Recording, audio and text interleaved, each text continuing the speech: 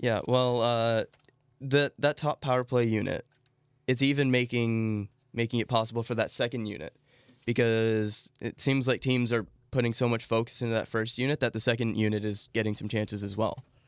Like that second unit isn't terrible. And when you yeah. eventually add William Nylander to it, we've already touched on that, but when you eventually add him to that, It's better than most teams' second units, I'd say. Oh, yeah. For sure.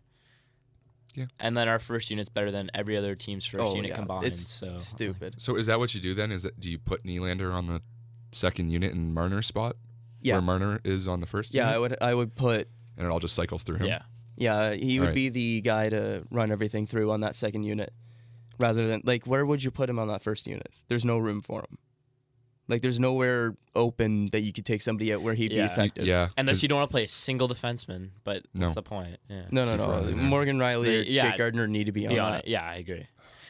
As much as people may talk about their defensive deficiencies, it's still better than putting 5 forwards out. And the Marlies tried it at points last year, and they gave up 3 shorthanded goals in the 2 games that they tried it. Yeah, so yeah, it's not Justin Bourne was talking about that a bit at one of the athletic events I went to. They tried it, and it didn't go very well. I know Florida's been trying it a little bit this year as well.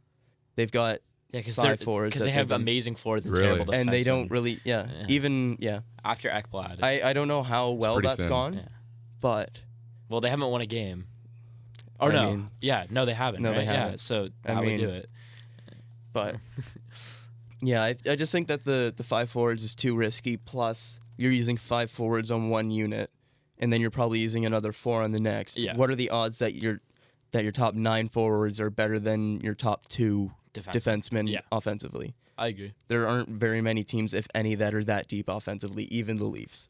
Yeah. If you get down to the Leafs' third line, I'm sure Jake Gardiner or Morgan Riley are better than a Connor Brown On a power play. offensively Yeah. and on that power play unit.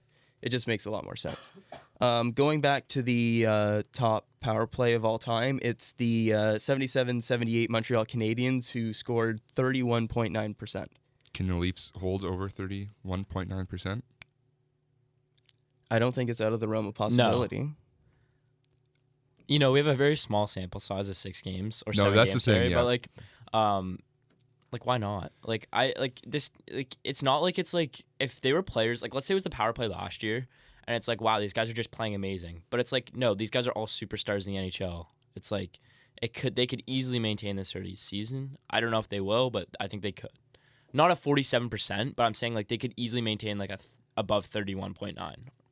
And it's not like last year's power play was bad either. No. 17-18, Where they were second, right? they were 25%. And they were second in the league? Second in the league. Yeah. And this number is a lot lower just because of the inflated numbers to start the season with power plays. But that's the 63rd best of all time. You take out all those teams that are currently shooting way too high, Right. because it's the start of the season and the sample size. That's up into the top 50. Yeah. Do you think that they can add 6% with that top unit? Yes. I don't see why they can't. It's going to be something that's fun to watch. I can't put a better power play together on another team that I could think in recent memory. I can't think of a group power. I mean, the Bruins last year. Bruins. The teams that pop into my head are right away Bruins, Pittsburgh, and Tampa. Washington too, maybe. Washington too, from a couple years ago. Yeah. When they had Mike Greenman in that unit, Yeah. the 12-13 one, that's the best power play that isn't from the 80s or 90s. Yeah. That one was 26.8%. That's beatable. And Let's I think do that it. this unit can absolutely beat 26.8%. I believe in them. Yeah. And that ranks 27th, by the way. And which would be probably closer to top 20 when you take out all the inflated numbers. Yeah. Which is really interesting. I think that's going to be something that's really fun to watch throughout the season.